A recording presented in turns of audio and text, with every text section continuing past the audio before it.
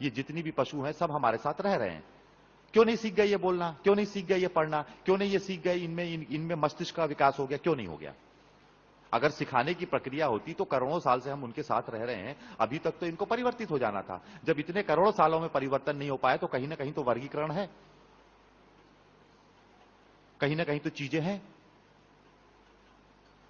कहीं ना कहीं तो भगवती महालक्ष्मी का एक स्थिति है कि वो जिसको देना चाहती हैं, वो जिसको करना चाहती हैं, वो जिस कुल में गमन करना चाहती हैं, वहीं पे ये चीज हो सकती है, अन्यथा नहीं हो सकती।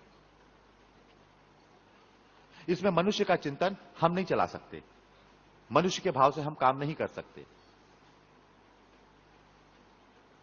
आज करोड़ों लोग व्यापार कर रहे हैं, करोड़ों लोग मेहनत कर रहे हैं, इतनी मेहनत कर रहे हैं, इतना दिमाग लगा रहे हैं, इतनी बुद्धि लगा रहे हैं।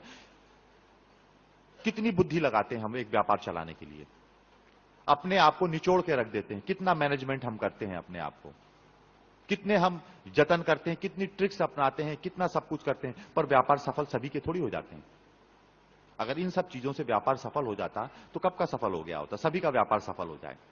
क्या चीज ऐसी बचती है जो सब चीज होने के बाद भी व्यापार को सफल नहीं होने देती, लक्ष्मी का आवक बढ़ने नहीं देती? ठीक है, आदमी पढ़ा लिखा है, उसने दुकान खोल ली, उसमें माल भर लिया, उसने प्रचार प्रसार कर दिया, वो अच्छा आदमी है, ईमानदार आदमी है, वो सुबह 10 बजे से लेकर रात के 10 बजे तक दुकान पे खड़ा भी रहता है।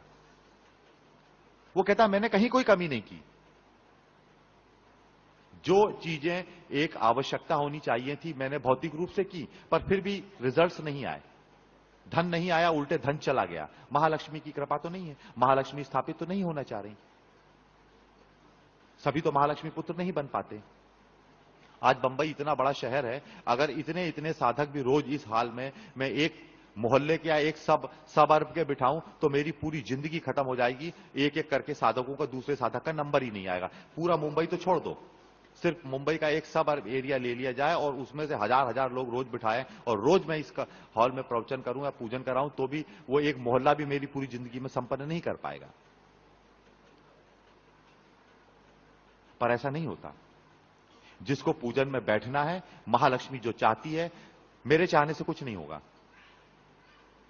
आयोजक के चाहने से कुछ नहीं होगा, इस हॉल के चाहने से कुछ नहीं होगा। यह हॉल बहुत अच्छा है, साउंड भी अच्छा है, मैं भी बैठा हूं, भोपाल से आके यहां बैठा हुआ हूं। आयोजक ने भी बहुत मेहनत की, प्रचार भी किया होगा, लोगों से कहा भी होगा, ये वो जो भी हो, उसने मेहनत भी की होगी, उसने सारी व्यवस्थाएं भी की। पर सभी लोग महालक्ष्मी पूजन में थोड़ी बैठ पाएंगे, सभी लोगों का वो समय थोड़ी आ गया कि सभी लोग एक साथ महालक्ष्मी का पूजन संपन्न कर लेंगे या एक साथ महालक्ष्मी के पूजन में बैठ जाएंगे। ऐसा नहीं होगा। ये मेरा अनुभव है, ये मैंने देखा है। जिसे बैठना होगा, भगवती जिसे योग्य समझती है, भगवती चाहती है जिस पर कृपा हो, भगवती चाहती है कि जिसका हाथ उठे मेरे पूजन के लिए, भगवती जिससे कुछ लेना चाहती है, जिसके द्वारा क्रिया चाहती है, वही लोग पूजन में बैठ पाते हैं, वही लोग अनुष्ठान में बैठ पाते हैं, और वरना नहीं बैठ पाते, अन्यथा नहीं आ पाते। कारण बहुत से हो सकते हैं, हटाने में कितनी देर लगती है, किसी भी कारण से मनुष्य हट सकता है। यह कुल विद्या है, कुलगामिनी है, इसीलिए सबके मानस भी नहीं बन पाते, सब लोग बैठ भी नहीं पाते, सब लोग कर भी नहीं सकते।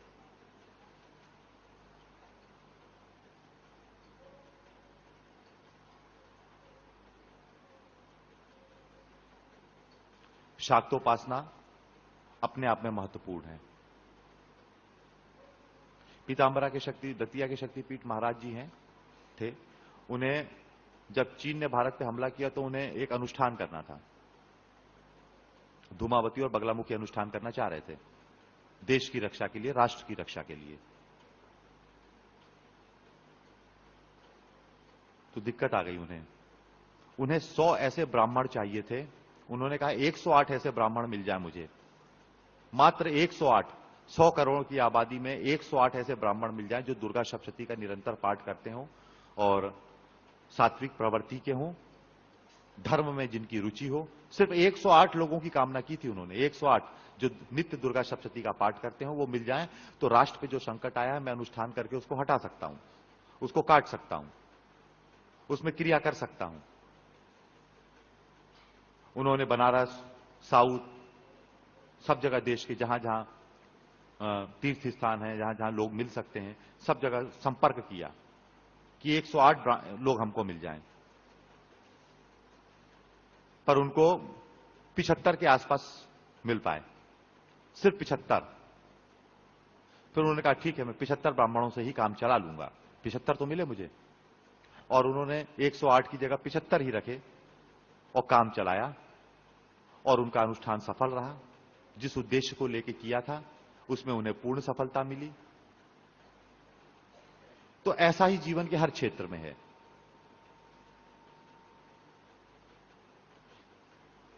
मैं भी ऐसा ही संकल्प लेकर आया था कि बंबई में 25, 50, 100, 150, 200 अच्छे उच्च श्रेणी के साधक मिल जाएं। ज्यादा नहीं चाहिए, भीड़ नहीं चाहिए, भीड़ से कुछ नहीं होता। सिर्फ साधक मिले, भले 200 मिले, 300 मिले, इससे ज्यादा क्या मिलेंगे? साधक इससे ज्यादा होते भी नहीं। इतने लोग मिल जाएं और इतने लोग बैठकर पूर्ण रूप से पूजन, यजन, अनुष्ठान कर लें, तो मैं समझूंगा कि इस मेरा महालक्ष्मी पूजन का जो संकल्प था वो सफल रहा। भगवती की कृपा है कि आज बंबई में इस हॉल में इतने साधक मुझे मिल गए कि जिनके साथ मैं बैठकर पूर्ण विधि विधान के साथ, पूर्ण तन्मयता के साथ, पूर्ण श्रद्धा के साथ अनुष्ठान को संपन्न कर सकता हूं। यह भगवती की कृपा है।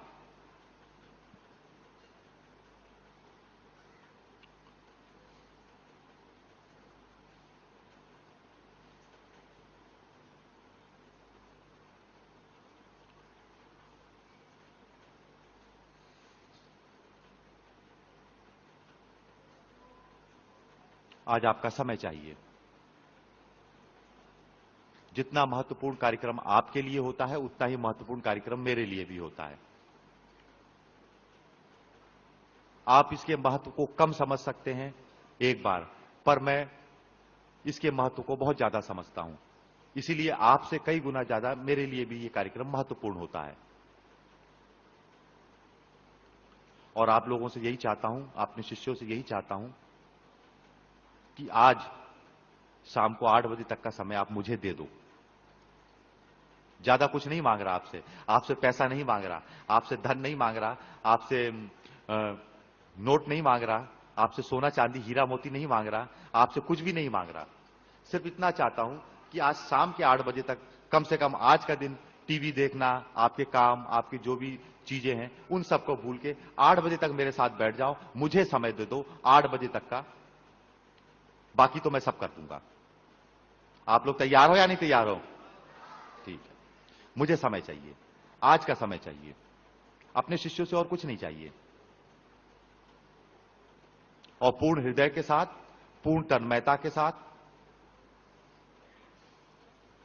पूर्ण आनंद के साथ आप इस अनुष्ठान को संपन्न करें।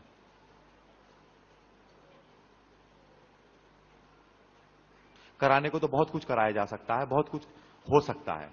जो पुराने साधक हैं वो तो जानते हैं कि गुरुजी क्या कराएंगे, क्या नहीं कराएंगे। जो नए साधक हैं उनको चिंता करने की जरूरत नहीं है। पूजन में कुछ भी गलत नहीं होता। जिस भी आपस भाव होने चाहिए, श्रद्धा होनी चाहिए, बाकी तो मैं संभाल लूंगा। आपको उसमें दिक्कत करने की, सोचने की जरूरत नहीं है।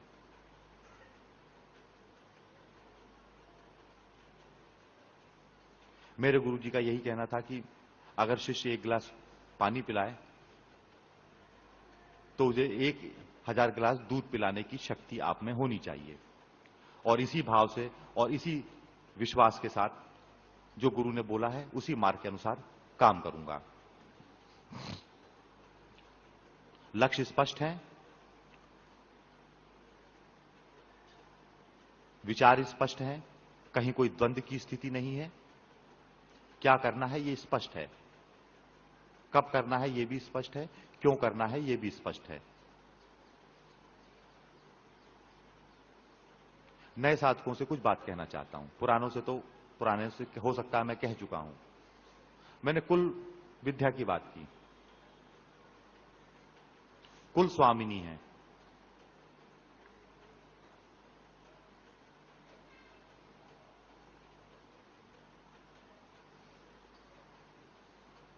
जीवन कला आधारित है।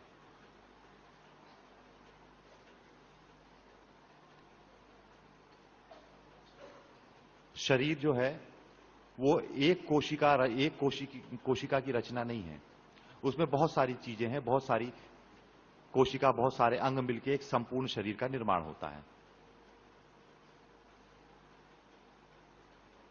जिस अंग से, जिस कोशिका से महालक्ष्मी गमन कर गई, वो खराब हो जाता है, वहां पे क्रिया बंद हो जाती है।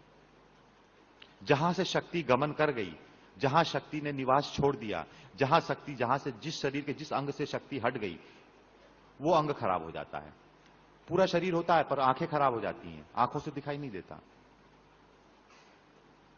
जीवन तो रहता है, जीवन में रहता है, शक्ति वहां से कम हो गई, शक्ति वहां से चली गई, शक्ति ने वहां से प्रस्थान किया। क्यों किया, क्या कारण है, ये एक अलग विषय है। शक्ति संपूर्णता के साथ, पूर्णता के साथ सभी जगह बनी रहे, सभी जगह क्रियाशील रहे, सभी जगह सुव्यवस्थित रहे। इस अनुष्ठान का यही मूल कारण है।